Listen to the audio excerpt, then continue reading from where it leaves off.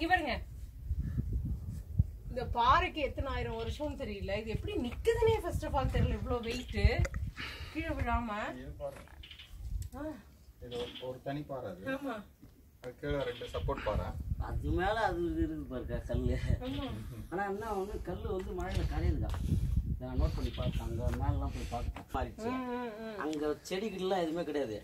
அப்படியே அரிச்சு இருக்கிறது நல்லா தெரியும். தெரியுது. ஆமா, அது மேல ஆள் இருக்காங்களா? மேல ஆள் இருக்காங்கக்கா.